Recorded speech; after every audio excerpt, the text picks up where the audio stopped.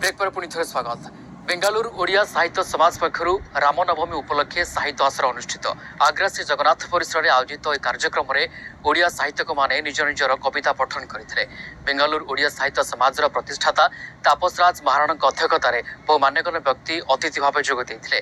साहित्यिका दुर्गेश नंदिन दास द्वारा लिखित यूथोस नामक पुस्तक उन्मोचित होता।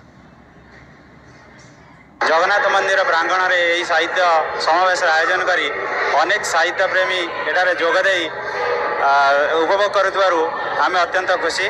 सर्वदा आम ओडिया भाषा कला संस्कृति प्रति आम सर्वदा सब प्रशंसित रहीचु।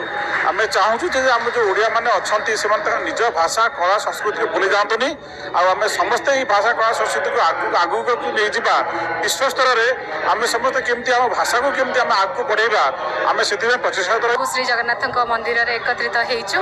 आमर बेंगलोर ओडिया साहित्य समाज तरफ साहित्य समावेश भी चली। आज विषय वस्तु रही भाव भाव उपर समस्ते वक्तव्य रखुंट। ता सहित मोर प्रथम बही जोटा देखुंट ये आज उन्मोचित होइछि।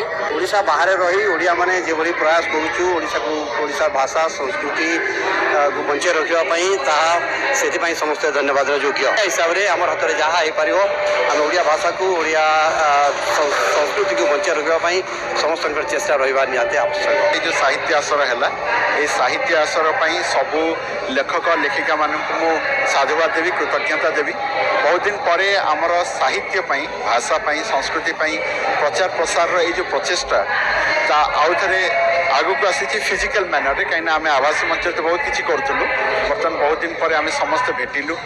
आमर लक्ष्य होची जे ओडिया भाषार दैनंदिन उन्नति हो ओडिया भाषार ऐतिह्य बंची रहू ओडिया भाषार जो रेकग्नाइजेशन पाइबा कथा वर्ल्ड लेवल ओडिया जहाँ पाइबा कथा पाऊ एवं ताप आम चेष्टा चलई चलीचु।